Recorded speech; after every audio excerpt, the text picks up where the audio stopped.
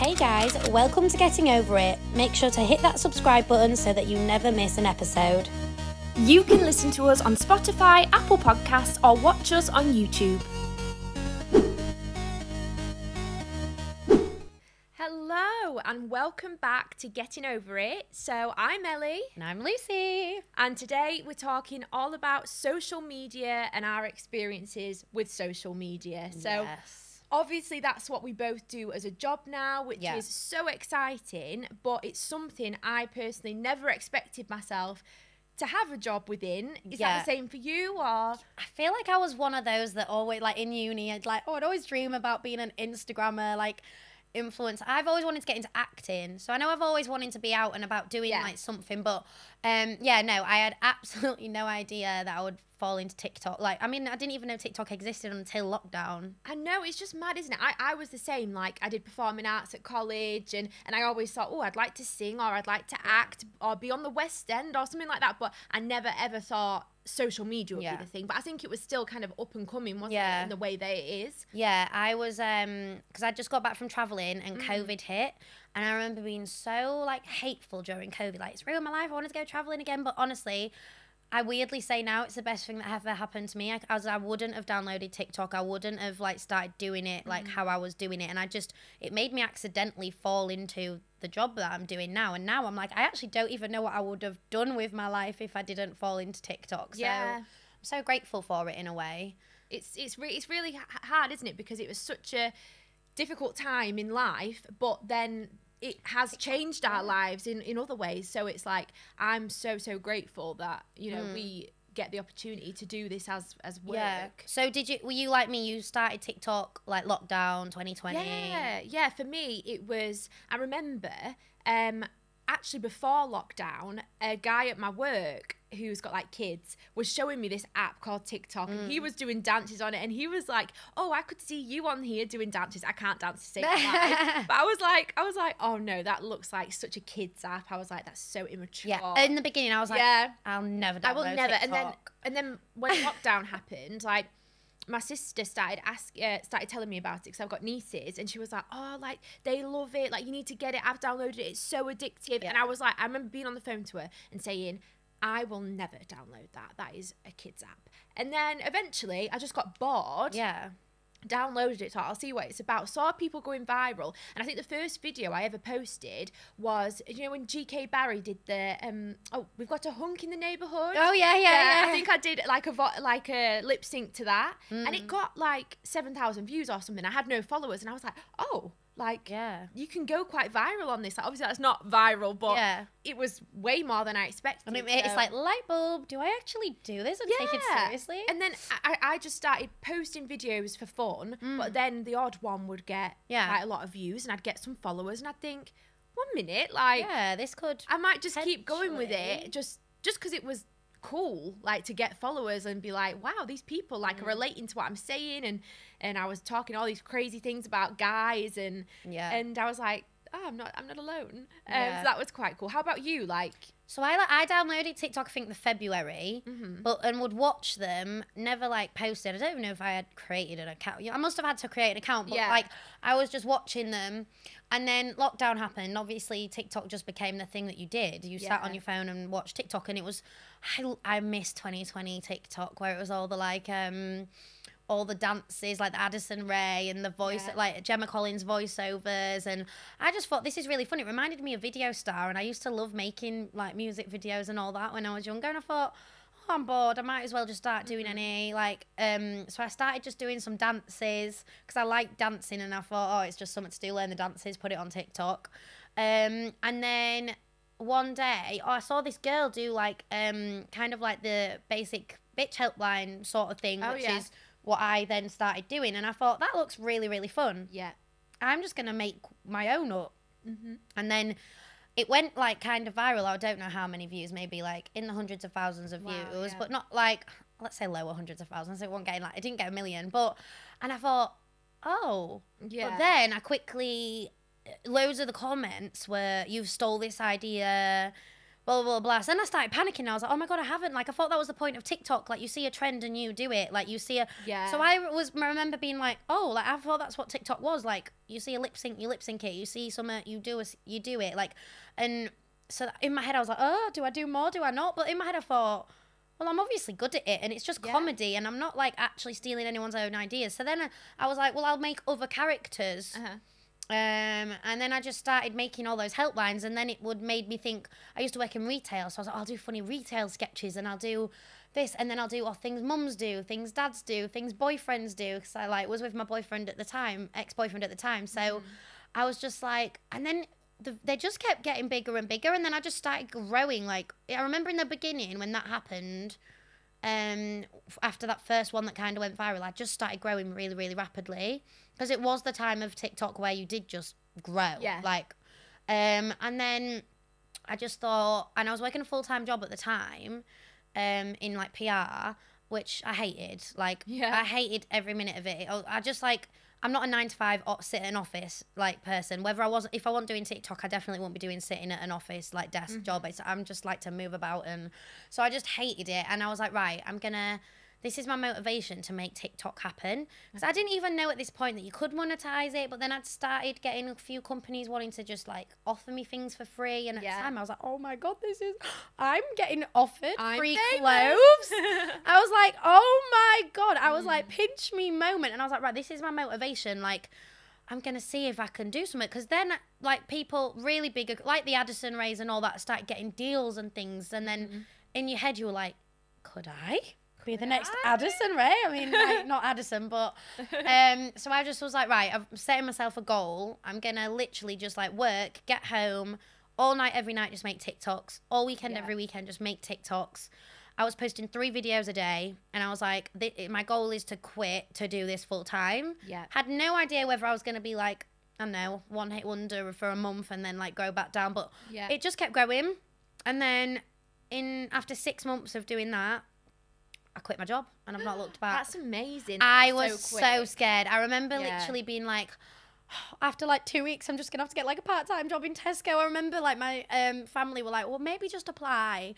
Like, 'cause they were all a bit skeptical, like, how can you make money off this? But it was weird. I think what pushed me to do it is the first ever management I had contacted me at the beginning of December, being like, we want to manage you, blah blah blah. And I was like, oh my God, like, what? Like, this is the time I'm gonna start making money off this.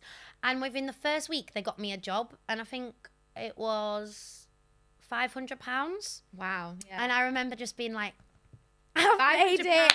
I was like, I've made it. I've only been with this management 1 week. 1 week. If they can get me like even one of these jobs a week, that's like £2,000 a month. I was like, that's more than what I'm doing in this job I hate. So that pushed me to quit. But then I was literally just thinking, like, 'cause then I didn't get a job, I think, for like a couple of weeks. And I was like, what have I done? Because I've already handed in my notice at this point. But yeah, no, I did that, and I never looked back. And I just thought, well, I'm doing it now. So that was like the...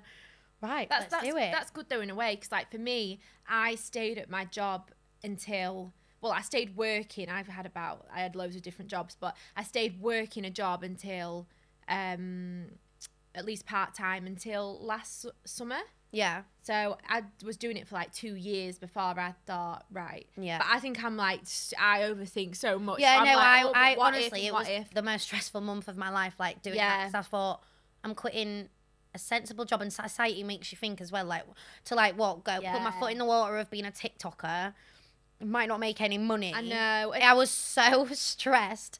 And then like, I don't think I've stopped stressing about making money, like, in this industry. Yeah. You just don't stop ever stressing. It's really hard, because I say it's hard, at the same time we're so like I'm so blessed and grateful. But it can be hard, because you are still like a self-employed person who your income depends on what you do. Are you getting a job that week? And if you haven't got a job that week, why haven't you got a job that week? What am I doing wrong? Why has this person got a job and I haven't got that job, and we have similar content? And it's all of these things. Oh, it can be a lot of pressure. You get into a mind like, just spiral.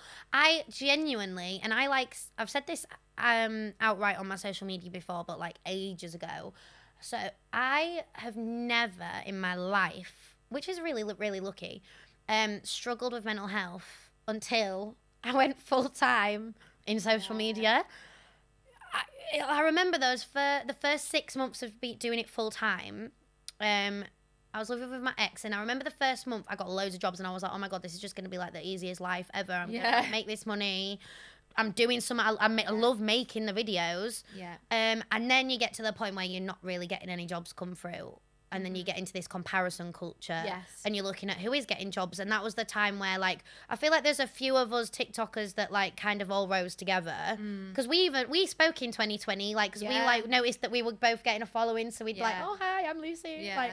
Like, so, like, every day I was, like, looking at all these other people that kind of started at the same time as me. And I'm like, oh, my God, they're growing. I'm not. I've kind of stopped growing a little bit. Like, oh, they're doing that. They're getting jobs. I can see that they're getting paid work. Why am I not getting paid work? And like, what have they got that I've not? Like, they're getting way more comments and engagement. Do people not actually like me? Is this gonna, like, and every day you think it's gonna be your last, like, in a way. You do. So it just, your mind all the time is like, and then for me, when I don't get jobs come through, or when I get into this comparison culture, it doesn't motivate me. It actually does the opposite effect. Yeah. Where I'm like, well, why am I even creating this content? Like, no one's bothered about it anyway. So then your content then starts getting affected, when really you should just, like, keep pushing through, keep powering through. So yeah, it can be, like, for everyone that always tells, like, slides in my DMs like, oh, I'd love to do what you do and blah blah, I always say to them, like, what reason are you doing it for? Are you doing it because you want to be the next Molly May and you think life's great and you're getting, or are you doing it because you love posting content? Because I was like, trust me, it gets to a point where you don't want to get up every day and be making content. You're having a rubbish day, you don't want to make videos being like, like, dance and fun. And so I was like, you've got to really love doing the content. And I was like, find a niche. If you love cooking, do it on cooking. Don't try and be a Molly May, like, thingy in beauty works. Like, you've got to, like, do something that you can consistently get up every day and film because you like doing it. Yeah, because people, like, I've had situations where it's kind of, you know, I might not have got work for a little while, and then it's like, well, maybe you could try and do some beauty content. And I'm like, I could, yeah, because, you know, you need to have content that is true to yourself, but also can be attractive to brands, because that's how you are getting your income. But I'm not a beauty creator. Me too. I don't like makeup. Like, I do my makeup, but it's the same makeup I've done since year 11. You know? Yeah, I'm the same. I have the same standard thing that I do. My happiness comes from just talking about my love life, or just sharing my day, or sharing my solo holiday, or vlogging. Like, that's what I love. Yeah. Because I just love the engagement of it, and the fact you can, like, share all that with people that are interested. But it's like, sometimes the content that you love isn't the content that brands want. Yeah. And that's really hard, because I feel like it just changes. So it changes. I think that's the thing with this industry. It's constantly changing, and whatever's trending at that time, whatever creator fits into that, they're getting work, and the creators that don't fit into that aren't. So with this job, it is a thing of, like, you have to be so adaptable. But then, like you say, why am I going to then start creating content that isn't me? So many people have said to me, if you got into beauty, you'd be making a killing, because that's where the money is, and people buy beauty products. And even with TikTok Shop now, the products that sell are all the viral beauty products. I'm like, I mean, I don't really get much hate, and we'll get on to hate and all that in a minute, but the only hate I would get is probably, like, saying that my makeup's messy. So do you know what I mean? I can't now then pretend and be like, oh, I'm selling loads of makeup, because it just doesn't feel authentic. That's to me. it. But then you do fall into this trap of I'm not trying to hate on it, because I love it and I do it every day and I love making the content, but I'm kind of like you. When you find your niche and you love creating that kind of content, it's such an easy job. But when you do become self-employed and you have got to appeal to these brands, you stress, and you're like, I've now got to make content that appeals to these brands, or otherwise I'm not going to get paid. Whereas when it isn't your job and you're just making TikToks for fun, you're just making TikToks for fun, you don't care who likes it. But I'm constantly like, right, I want to work with this brand, so I need to, who are they working with, what are they doing, like, okay, I need to start making content to do with this. And then it becomes more of a business thing than just, like, I'm not even making the content I want to make. I know that's the thing. It's like, I don't know, it is tough on you. People have got it so much worse, but it can be tough on your mental health, because you're constantly, like, panicking, thinking, oh well. But for me now, I'm just like, I just want to do content that is true to me. And that's why, like, I've moved over to YouTube as well. Yeah. To try and, because obviously YouTube pays a lot better than TikTok for views. And on YouTube, I can do content that is actually me. Like, I can vlog my night out. I can vlog my holiday. And I can actually, you know, live off that money. Yeah. Instead of panicking and thinking, oh, well, I need to do this video on TikTok and this, you know, I think it's just about adapting and making the right moves for yourself. Like you say, I feel like where I went wrong, because all the time, so I grew from my helplines and all my comedy sketches, and that was the biggest growth, and I got to, like, I don't know, 400,000 followers in, like, I don't even know, like, it was just so quick. Yeah. And then I just panicked and thought, I don't want to be doing helplines forever. Like, I don't want to just be doing this. Yeah. And I need to start branching out into other things, because how am I going to monetize off this content? A brand's going to want to work with me off just doing comedy sketches. So then I panicked and I started trying to do other content that didn't do as well, and I stopped growing, and I was like, it was the comedy that was making me grow. It was the comedy people liked. So then I stressed and kind of tried to go back to the comedy, but then I wasn't enjoying it as much, and I wanted to still branch out. So I feel like I've always chopped and changed, and I was like, I know if I'd have stuck on that comedy and ridden the wave in the very beginning, I'd probably be on a lot more followers than I would now. But then, and then I love doing fashion, and fashion's authentic to me. I'm not known as a fashion creator. To be honest, I feel like I panic as well, because I don't even know what I'm known for, really. I feel like I'm like you, it's my personality, and that's why I love TikTok way more over Instagram. Yeah. Like, because I just get my personality across. I can tell my dating stories, I can do a get ready with me, I can do a while I'm just chatting away. So I do love the platform, but it's like, what am I even known for? And then you get in that, like, hole of, like, oh my God, that's why brands don't want to work with me, because what am I even promoting? Like, what am I known for? And then you get into this. You really get into your head. You really get into your head. And it's when, like, you can look at other creators and think, that is amazing, like, they are doing so well. But automatically, you then look at yourself and you think, why am I not doing as good as that person? Why has that person got invited to that event? Why have I not been invited there? Am I not cool enough? Am I not good enough? And it just takes you back to, like, school. Yeah. And there's, like, people who are, like, right at the top who are so, like, amazing, and all the brands want to work with them, and they do so well, and everyone loves them, and it's like they're the cool people. Yeah. And then you have, like, the people that are not as cool and not as relevant, and I feel like I'm, like, way down there. And yeah, same. It's just a weird one, because I always say to people, like you say, we're obviously talking about our struggles, because I feel like a lot of people ask us, but obviously we know we're lucky, we're blessed. Like, my favorite thing about this whole job is the flexibility. I can make my own schedule, and I love that. I feel like now I couldn't even go work for someone else. Yeah. But it's just a thing of, like, say you have your 9-to-5 job, and you might have a really, really crap day at work. You go home and you can kind of, like, put the TV on, escape this, that. I feel like with this job, like, it's like you beat yourself, because it's you. So you're like, people don't like me. Yes. People don't want to watch me. They don't like my content. What am I doing? And it's all this, like, self. Whereas, like, when you get home, if you have a bad day, you can be like, oh, my boss is like this. Yeah. Like, oh, like, that really annoyed me today. What I did with this work was wrong. Yeah. It's not, oh, I'm wrong. I'm wrong. Yeah. And I feel like that, and I got into, the first 6 months full time, I honestly got into such a bad place with it, where I was like, I don't even want to I'm not enjoying it. I wake up and I don't want to film the content, and I was finding it very difficult to split. When you get home from work, you're not at work, but because you're posting the content on a night and you're wanting to reply to comments, I felt like I was just 24 hours a day working, and it's and you get stuck in it. So I had to really, really take myself out and be like, right, I need to treat this like a 9-to-5. I make the content, I do my editing, I reply to comments from the night before, or this or that, 9-to-5. Yeah. And then on an evening, I need to, I'll post my posts, but that's it. All the editing and everything's already been done. I just click post. And then, so I started getting more into, like, a bit of that routine, just to, like, for my own sanity. Yeah. But yeah, it's just a constant roller coaster. I think that when you're sat watching telly at night, like, this is, like, for me, like, I'll be sat there and say something will happen, or I'll get a message, and then I'll think, oh God, this is content.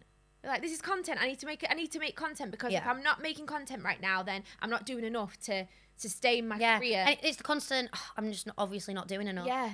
I'm obviously not good enough. But really, I'm obviously not doing enough. It's so silly, and I can see it from an outsider's perspective, and I can see it from how many people would love to be in the position that we're in, and would look at us and think, oh, they're so cool, like I really love Ellie and Lucy, but you don't see that of yourself because you just look at the bad, you just look at the negative. I feel like we both do that to ourselves, like, and it's only because we want to be the best and we want to be better, and but yeah, I feel like it's like imposter syndrome. Yeah, like, I feel like, you know, I've never thought of myself as cool. I've never thought of myself as someone that people want to be friends with, or so I think from that it's hard then coming into this industry and thinking, oh my god, like I've got all these followers, but you know, people can't think I'm cool, and people can't think that I'm this great person and they want to follow me. Like there must be something wrong here, and you just don't believe it. You don't believe that that's actually what's happening. It becomes a numbers game. Like my sister was saying to me the other day, she was like, it would be good if like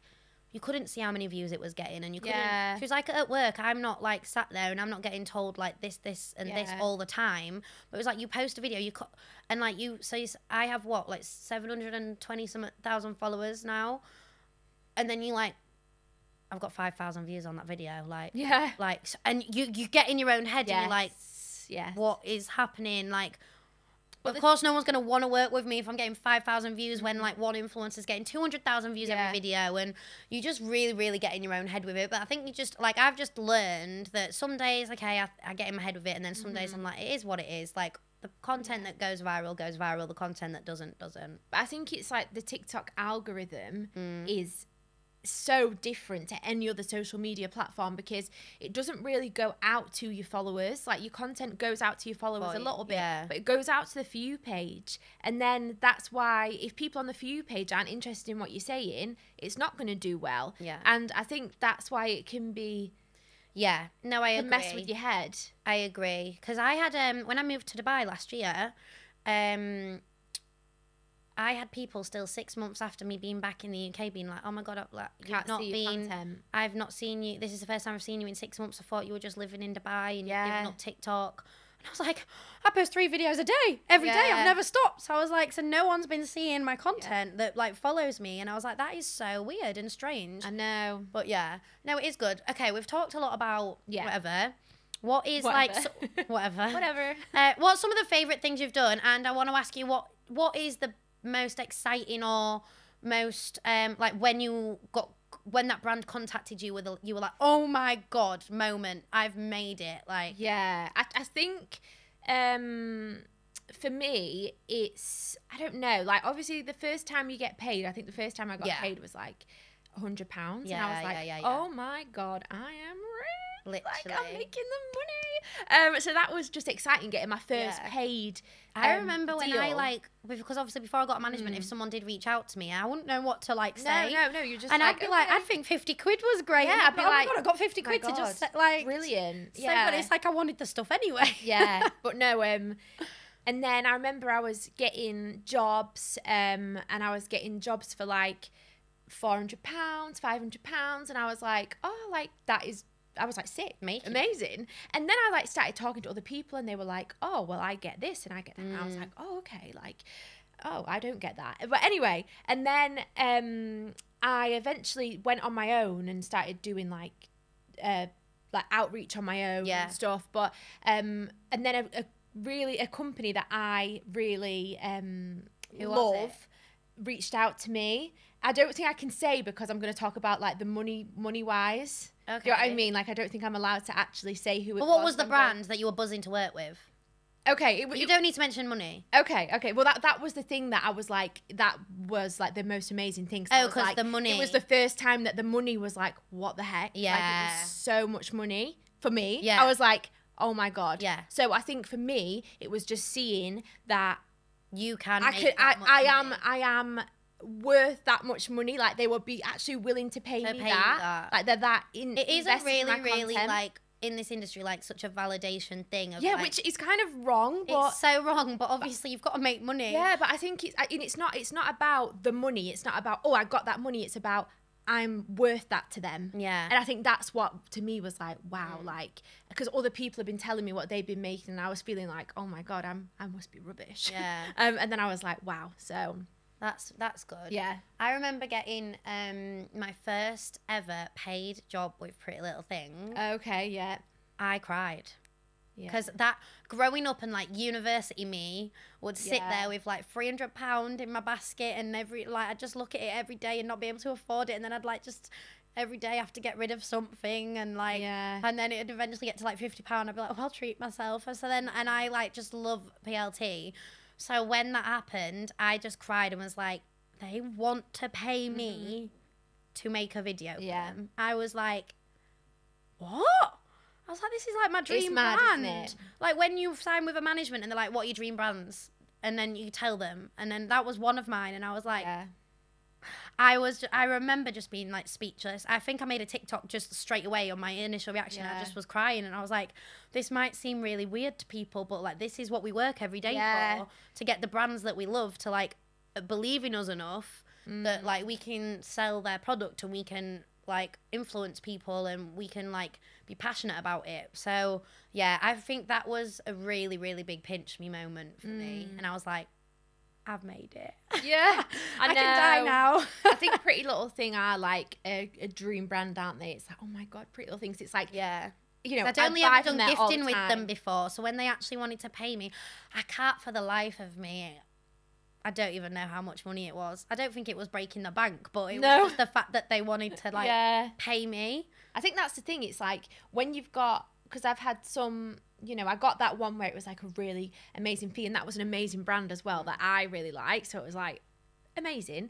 But then after, you know, still now I'll get jobs that are not as high of a fee and kind of more similar to what I used to get. But if it's a brand that I love, I think, oh my God, they could pay me 50 quid, and I'd be like, they're paying me. I'm always willing to work. If it's a brand I absolutely love, no matter what, like even if they're offering like next to nothing, I'm like, no, but I love them. Yeah. As well, like, I feel like a lot of what's the word I'm looking for? I don't know. Like a lot of thing around this whole industry is like, oh, you'll just promote anything. And I remember in the beginning being like, oh, I don't want to be that person. But then like when you go full time with it and you're like, well, I need to pay bills. Yeah. So I will promote things that maybe I like wouldn't have. It's not that you like, because when it gets pitched to me, I think, okay, can I get this into my content? And is it like actually a good product? Because it's like, sometimes it's a company I've never heard of. So it's not that like I'm promoting something I don't use. It's like, oh, I've never even heard of that. Okay, let's work and see. And like, there's been some flops and some like fails along the way, but then I've actually through doing that found new products and like businesses that I've thought, oh no, actually I do like this. Like I do want to promote it. But yeah, I have said no to jobs before on the basis of, why would I promote this? Why would I use this? Like, no. Like, so funny, like vape. Oh, it gets so many vape companies. And it's like, I don't vape. I don't vape. I don't want to encourage people to vape. Like you could offer me whatever kind of money, and I would be like, no. It would just be so not. All my followers as well would be like, I know, that's what I think. I think when I'm looking at something that I'm going to promote, I'm like, are people going to look at this and think, why the heck is she promoting that? You know? But now I feel like it's so much better since, like, now I do TikTok Shop, because I'll just order these random things on TikTok Shop, and I'm like, when I first started doing that, I was like, oh, are people actually going to want to see me use this stuff? Are they going to be like, what are you doing? But I think I got that thing with the carpet where it gets the stuff off your carpet. I saw your video. And I was like, oh my God, people are going to be like, why is she promoting this? But the thing is, it's stuff that I order and I then use and I like, and that's what I love about TikTok Shop, because you can just link all this stuff that you that is good about TikTok Shop, because you get to choose what you promote, order, and you obviously choose what you promote. So no, I do think that's become good. Another actual pinch me moment was when TikTok Shop first started. It wasn't what it was now. Like, they've like progressed and it's now all shoppable videos and things, but it was like, it was lives. Yes. Oh my God, the lives. And I was the first ever fashion like TikToker to do a live with a brand, and I saw it first. I think they were the first brand that came onto TikTok Shop, and I was the first person to do it, and I was like, this is like a big deal, I think. But like at the time, no one really knew what TikTok Shop was. Like, all the lives were just, is this a scam? Is this a scam? Yes, yeah. And I'd be like, no, it's actually not. Like, I'm literally just selling like I Saw It First clothes to you. Those it's just like early teleshopping. TikTok shop days were wild. Wild. And I remember seeing your content and seeing you constantly live doing TikTok shop. I was lives doing like for fashion 3 lives a week. I think at one point I was doing a weekly one for I Saw It First. Yeah. I was doing a weekly one for JD, and then I used to swap between Ego, Missy Empire, this, that, all the brands that first got onto it. I was doing loads. I actually felt like my job was just teleshopping, presenting, but I loved it. It was an era, but now TikTok shop's kind of not like that anymore. No, it's not. Well, I did a few of the lives, like, I remember when they were first trying to make TikTok shop big and get it out there, you know, I went to London and it was like, you get a certain fee for doing the lives, and it was a really cool experience, and it was nice because like you got to like pick products and stuff and what you wanted to promote, but at the same time I was like, I'm not really like a live gal. I'm not. There's really... people that love a live, and then there's people that hate it. I don't mind going live, but for me it's more like it felt like teleshopping. No, it was. Yeah. I used to like, honestly, I remember, and they'd be like, oh, number this, number that, and I'd like, and you have to go, number 4. So and then you like, they keep putting on the screen, like, keep reminding people free delivery, free, and it's just like 2 hours of repeating yourself. And like, that's how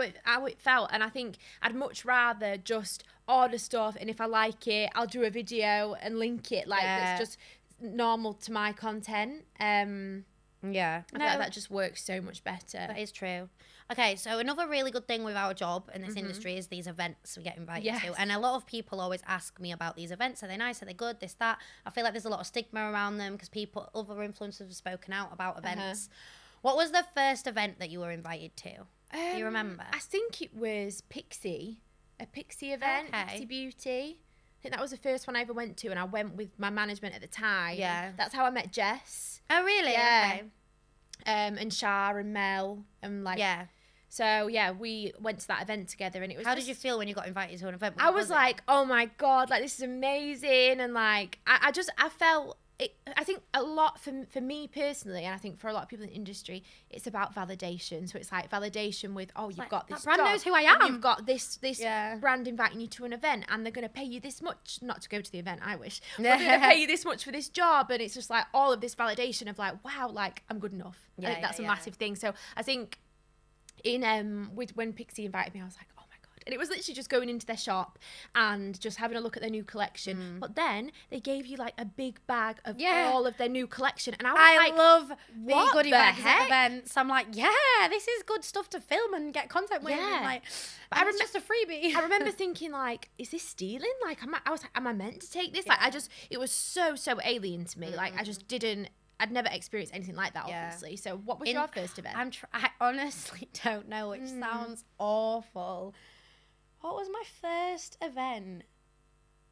I mean, I don't know. I feel like you go to quite a lot of events. Yeah, I was like an event whore. Whore. I know, because you'd see all these celebrities at these events, and like me, little old me, I never thought I'd get invited to events. So when I first started getting invited, I'd be like, oh my God, like, it's in London, I don't care, I'll spend money on the train, like, I'll go. Like, I remember being so, like, just feeling so grateful to be invited to these places. And then, so I used to go to, like, loads. And then you have a few bad experiences at these events.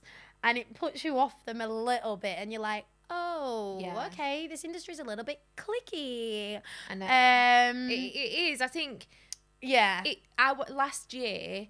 that was when I went to my first event last year, and then in the summer, like, I kept going to events. So I was like, this is so cool. And then, like, as the year went on, I kept going, and then I kind of just got like, I had a few events I went to where it was just bad vibes, and that's not good for me, and it's not good for my mental health, and it's not good to go. I mean, there's always going to be someone prettier than you. There's always going to be someone with more followers, and that's fine and good for them, honestly. But like, when you go into a place and that is the case, and you know, they are really pretty, like, amazing, stunning Instagram girls, that's fine, like, good for them. But it's when they're rude.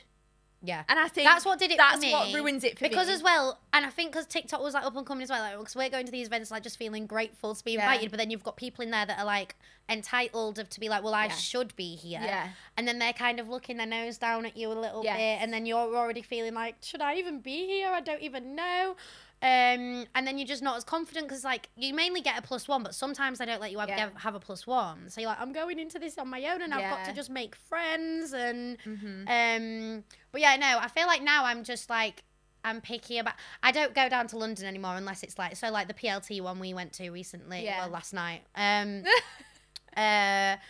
Like I was like, yeah, I'll go to that. It's PLT. Like, so I feel like now if I love the brand, I'll go to the event. But if I'm not like, oh my God, yeah. Because it's, I feel like going to events is good for networking. Like, I think we met at an event for the first time. Like, we spoke. Yeah. Well, and we wouldn't be as close as we are now if we hadn't gone. Like, my friend Faith, I met, like, through there. So I have met some really good girls. Oh, yeah, you do. I mean, a lot of people, most people are friendly. Oh, yeah. And are nice. I think you get in your own head when you first start going to events. And it's like, you think they're... And then you go over... There are some... I won't lie. But then you go over to people... And you're like, oh my God, you're just like a normal person. Yes. Like, you're a really normal Even though they're probably, like, I've met people who are massive on social media and, like, they're so normal and they're so nice. And I just think, oh, that's lovely. But then you'll get people who, like, are kind of in that middle ground and they can be just really rude. And I think, why? Like, I remember I got invited to the Towie launch last summer and I was like, I can't believe, I was like, I've been such a Towie fan for like years. I went in there, I was like, oh my God, I'm a fangirl. I was like, I don't know who to talk to. Are they going to think I'm like begging? Like, do I go up and talk to the cast? Do I not? And Courtney came over to me and I was like, she was like, I watch you on my For You page all the time. And I was like, as if you watch me. And I was like, no, I watch you all the time. And then like, I was just like, oh my God, you're just like a really nice, normal person. Then I just started talking more and more to like people. And I was like, oh, this is just... That's nice, yeah. Yeah, no, and I was like, no, people are just normal. So yeah, I've met some like amazing who's the most famous person you've ever met? Molly May. Molly May? Molly May, Molly May at the PLT event. Yeah, Molly May's up there. I was like, I'm really sorry to be that person, but can I have a photo? I tapped her. She was like walking. She's like, I'm like, Molly. I'm like, Molly. And then she turned around and went, when you get a moment, could I just get a picture, please? She went, oh yeah, we'll take one now. And then I put it on my Insta story, but I just put the picture wrong, so it was with Jess as well. And I just tagged Molly and Jess, like we were just girls out for cocktails with my girls. Yeah, no, I know, yeah. Like, you do meet some people. You do. There's a lot of, like, Love Islanders go to events. Love Islanders and stuff. But, yeah, no, they're really fun. I'm an advocate for events. I feel like some influencers hate them. Yeah. I love them. Like, I've had some of the coolest experiences from this job at events. Like, oh, I remember when I got invited by Ego last year to go to Ibiza with them. Oh my God. I did a trip with Party Hard Travel. I was like, I get a holiday now? Like, I'm getting a holiday? Oh my God, dream. Oh, no, I was like, you don't get paid for events, but I was like, I don't even care. Like, I did go to one event once where I got paid. Did you? Yeah, it's only one. Yeah, you do find out, obviously, like, the big players get paid. But I don't see myself as like that. Oh, go on, gal. What event was it? I don't think I can say, can I? I don't want to say. I think it's like in contract that you can't discuss that you've been paid. I don't know. Your payment. I don't know. I don't want to get in trouble. So I feel like I'm just saying it out. And then Ellie's like, I don't want to get in trouble. I'm going to get in loads of trouble. I know. I'm like, no, I don't want to go to court. Yeah, no. Yeah. So I did that. And then I did, like, Boohoo took us to a concert the other month. That Forever Unique one we went to, a Menagerie. That was just so fun. That was like, you just have some of the funnest, best nights. And then, like, when it's... So the down days that you have in the comparison culture and all of that is when you're at these events, you just think, you know what, like, I need to cut myself a bit of slack. Like, I've been invited to this and it's so fun and this is part of my work. And, like, I need to just be like, you know what, gal? You know what, gal? You might be a bit of a povo, but at least you're getting invited to all of these events. I know, it's just, I'm going to go to more in the summer, I think. I've said to Jess, we'll go to ones in the summer. Yeah. Winter, I'm kind of just like, I just want to hibernate, but yeah. But, so obviously there are amazing things with our job, but what about the negative side? What about hate? Do you get much hate? I'm so lucky with that. I really don't. Like, I'll get the odd comment, like, about my eyebrows or my makeup or my hairy arms but when I say that's, like minute, I just have a really... And that's one thing I do love about my followers and my following. And I have always made a point, if there ever is a hateful comment or whatever, I delete it. And I've always made a point of that. I was like, me and my followers, we don't entertain it. We don't reply to nasty comments. They don't exist to us. So I feel like I've just been able to create this really positive space. So then everyone that comments is actually really nice and positive. That's good. So I feel like I've got really lucky with it. There was the one video that went viral and ended up on The Sun because it was like I was wearing lingerie on a night out. Oh, you looked so good there. I did look good. I don't care. It was so funny. There was so much hate on the video. I hate that. Like, I hate that. And then it made The Sun being like, girl goes out in like underwear. Yeah, about me being like, oh, she's working on street corners and all this. I was like, can I just say the outfit was fire? I think that it might be lingerie, but I don't care. I think that's because it went on the For You page so much. Yeah. And it's people that don't know you, haven't got the same values as you. Like, I found it funny. I think as well, like, my personality is someone to like not take it seriously, but I think that's then because I'm not getting it every day. I think if I was getting it every day, I couldn't cope with it. But yeah, do you get hate? I do on Instagram. I feel like if anything, you get it off men. Maybe? I do, yeah. So I get a lot of hate from men. Like girls, it's very rare that girls will give me hate, and I love that. And to be honest, when a man gives me hate, I think I don't really care. Like if a girl gave me hate, I'd be like crying. Yeah. But when a guy gives me hate, I think whatever. But it's Instagram where I get the most. Like when I post my Instagram reels, like men on Instagram are just a different breed. Yeah. Like they're just so mean. Like, and I had this guy actually. I get a lot of DMs from guys, which I had one the other day. I posted it on my story. Oh yeah, there's like, you'll never get a guy, you orange minger, like all this, and I was like, I wouldn't date you anyway. Yeah, exactly. Right. I would not date you, Brian. Like, you don't need to worry. But no, I had this guy message me, and he'd put like. I hadn't seen it, but he'd put something like me and you 4 p.m. at somewhere in Leeds or something, and I'd not seen it. And then I clicked on it because I saw there was another message, and this was like they were a week apart. And he'd sent me another message replying to a video that I'd put on about not being able to find a good pic of a guy when you show your friends. And he'd put, well, you're a 2 out of 10. And I'm like, he didn't like. I'm like, you've asked me on a date. And then you've told me I'm a 2 out of 10. So which one is it? That's so funny. Like, you can't handle the rejection. And I think, my content is kind of a bit, it can be a bit like satire sometimes. And I think if people don't know me, like my followers, I feel, know me, and they'll then, they get it. Whereas if it goes on someone else's For You page, they might be like, oh, this girl's crazy. Like, you're not supposed to say things like that. But my followers, like, understand that that's just me, and I'm just kind of having a laugh. Yeah. But yeah, I mean, I feel like I've got a lot of hate on this podcast. I know. I've got a lot of hate on this podcast. First few episodes. Yeah, I just don't look at I don't, like if you're going to comment, I don't look at the comments anymore, so. But yeah, no, it is what it is. But I feel like, the thing is with social media, I think it's such a positive, powerful tool. But it can, and does affect people mentally. So it's just learning not to take hate seriously. It's just being confident enough in yourself to know that, like, the people that, because every time I'm like, just no one watches my content, like, I'm rubbish, I'm giving this up, people are commenting and people are watching, even if it is only 100 people. Like, 100 people are like religiously really do love what you do, and you have to just remind yourself of that and be like, okay, I might not be like GK Barry, love you, big fan. I love GK Barry's podcast. Oh yeah, same goals. But yeah, like, it is what it is. People do love you and follow you, and you've just got to keep going with it. So I think it's just learning to, like, get out of your own brain sometimes, and like, and just be in your lane. Like sometimes, like, you're not meant to be in that lane up there. Like, you're meant to be there, and everything happens for a reason. You have to just remind yourself that everything happens for a reason, and the only way, because when I get unmotivated, I'm just like, the only way I'm gonna get jobs and work is if I keep posting this content. You've just got to keep going, and it'll be fine. But yeah, this job's not made for everyone.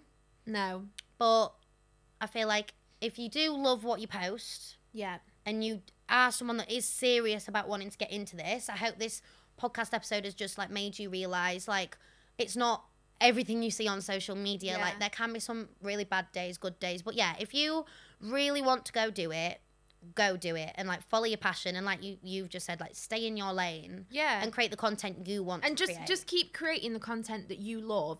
Like, even if it's like you should do this or you should do that, or this will get you this and this will get, just do what you love. Because I fell in that trap and it actually made me worse down the line. It doesn't work. Like, I feel like you were a really good example of just staying true to what you were doing, and you've grown massively from that, because people then, like, it's like becomes a cult following, because they know exactly what you're doing and they love the journey that you're on. And I love that. I love the fact that I can hopefully like live my life and keep people involved in my life. Like when I meet someone, or when I have kids and have a family, and I can show people that you can get that happy ever after. And I've recently found joy from doing more of that stuff, of like sharing what I do in a day and my dating stories, and I'm actually really enjoying it. And I was like, I should have just done this sooner, because it's more me.